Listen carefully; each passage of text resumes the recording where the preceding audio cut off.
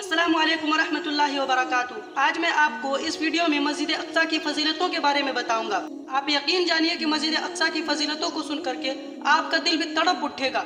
खून की नदियां बहाकर, अपना सर कटाकर, बम बारूद तोप और गोलियों का निशाना बनकर मुसलमान इस मस्जिद की हिफाजत में लगे हुए हैं। रोज बच्चा अपने बाप को खो देता है, रोजाना कोई न कोई बीवी अपने शोहर को खो देती है कि न जाने कितने बच्चे हैं जिन्होंने अपने बाप को खो दिया और वो यतीम हो गए। न जाने कितनी औरतें हैं जिन्होंने अपने शोहर को खो दिया और वो बेवा हो गई। और न जाने कितने लोगों का घर उजड़ गया, वो घर से बेघर हो गए। और न जाने कितने लोग बम बारूद तोप और गोलियों का निशाना बन गए। और रोजाना वहाँ पे किसी न किसी का जनाजा जरूर निकलता है। रोजाना कोई बच्चा अपने बाप को खो देता है, रोजाना कोई न कोई औरत अपने शोहर को खो देती है, रोजाना कोई न कोई माँ बाप अपने छोटे बिलखते हुए बच्चे को खो देता है। तो अगर आपके अंदर भी तड़पने और धड़कने वाला दिल है तो इस वीडियो को देखने के बाद आप भी मस्जिद अक्सा के लिए आपका दिल भी तड़प उठेगा। तो अगर आप जानना चाहते हैं कि इस मस्जिद से मुसलमानों का क्या रिश्ता है, क्या रिलेशन है और क्या कनेक्शन है, तो आप इस वीडियो में आखिर तक बने रहे।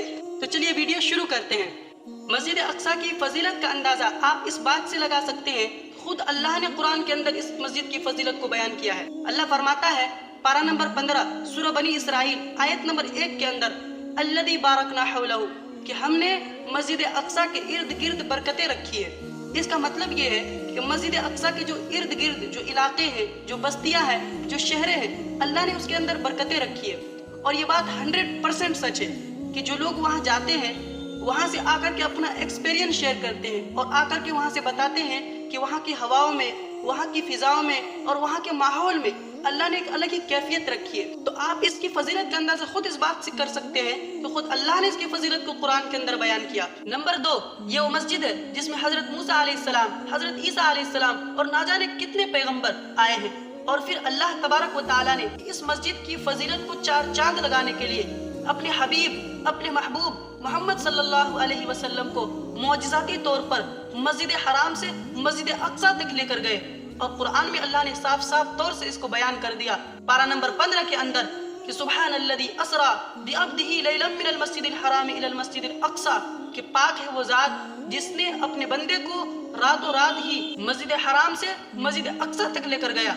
तो आप अंदाजा कीजिए कि जिस मस्जिद में हमारे नबी सल्लल्लाहु अलैहि वसल्लम के कदम मुबारक पड़े हो, वो मस्जिद कितनी बाबरकत होगी। जिस मस्जिद से हमारी नबी की यादें जुड़ी हो, वो भला हम कैसे उस मस्जिद को भुला सकते हैं? भला कैसे उस जगह को, जिस जगह मस्जिद अक्सा, हम किसी और को दे सकते हैं? और कोई और आकर उस पर कब्जा कर ले, हम इसको कैसे बर्दाश्त कर सकते हैं? आज हम मुसलमानों को पता ही नहीं कि इस मस्जिद से हमारे नबी की यादें जुड़ी हुई है। आज हम मुसलमानों को पता ही नहीं कि जिस मस्जिद के बारे में हमारे नबी सल्लल्लाहु अलैहि वसल्लम ने एक हदीस में कहा, बुखारी में हदीस मौजूद है कि ये वो मस्जिद है कि जिसके अंदर तुम एक नमाज पढ़ोगे तुम्हें 1000 नमाजों का सवाब मिलेगा, तुम एक सजदा अदा करोगे तुम्हें 1000 सजदों के बराबर सवाब मिलेगा। आज हम मुसलमानों को पता ही नहीं कि हमारे नबी सल्लल्लाहु अलैहि वसल्लम ने इसी मस्जिद के बारे में कहा।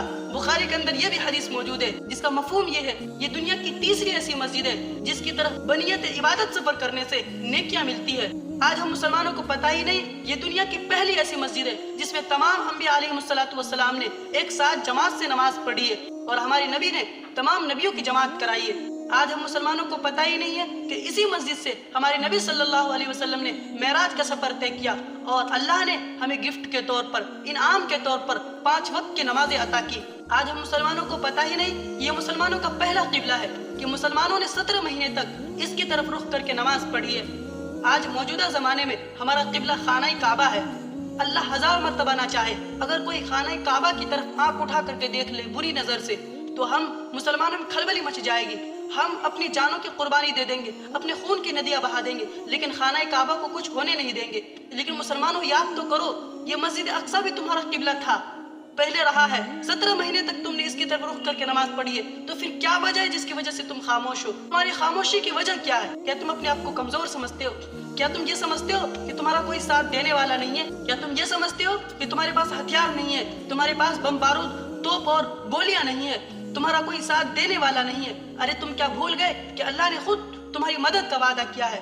शर्त यह है कि तुम पक्के सच्चे मुसलमान हो जाओ। आज हमने अपने गांव की मस्जिदों को वीरान कर दिया है। सदियों से मस्जिदें हमें पुकार रही है, सदियों से हमें बुला रही है कि मुसलमानों आओ और मस्जिद को आबाद कर लो, इसी में तुम्हारी कामयाबी है। मुसलमानों اگر ہم نے اپنے آپ کو بدل لیا، اور یہی وقت ہے اپنے آپ کو پہچاننے کا، یہی وقت ہے اللہ سے اپنے رشتے کو مضبوط کرنے کا۔ نمبر 3، جس علاقے اور جس شہر میں مسجد اقصیٰ ہے وہ بہت سے پیغمبروں کا مسکن رہا ہے، کہ بہت سے پیغمبر علیہ السلام نے وہاں پہ اپنی زندگی گزاری ہے اس سرزمین پر، اور وہاں پہ اس سرزمین پر بہت سے انبیاء علیہ السلام کی قبریں موجود ہیں، اور بہت سے صحابہ وہاں پہ دفنے، بہت سی صحابیات دفنے۔ آپ اندازہ کیجئے کہ جس سرزمین پر پیغمبروں کی قبریں ہو، جس سرزمین پر صحابہ و صحابیات کی قبریں موجود ہو، تو وہ سرزمین کتنی پاکیزہ اور کتنی مقدس زمین ہوگی۔ تو بھلا کیسے ہم اس زمین کو چھوڑ سکتے ہیں؟ بھلا کیسے اس زمین پر ہم کسی اور کو قبضہ ہونے دے سکتے ہیں؟ تو آپ اندازہ کیجئے اسی چیز سے کہ وہاں کی جو ماحول ہے، وہاں کی جو زمینیں ہیں اور وہاں کی جو مسجد ہے،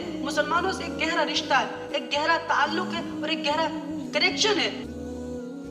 آخر میں اتنا کہنا چاہوں گا کہ اس مسجد کی فضیلتوں کو سننے کے بعد اگر کسی مسلمان کا دل مسجد اقصیٰ کے لیے نہ تڑپے، نہ دھڑکے، تو پھر وہ مسلمان نہیں ہے، وہ صرف کہنے کو مسلمان ہے، اس کا دل جو ہے مردہ ہو چکا ہے۔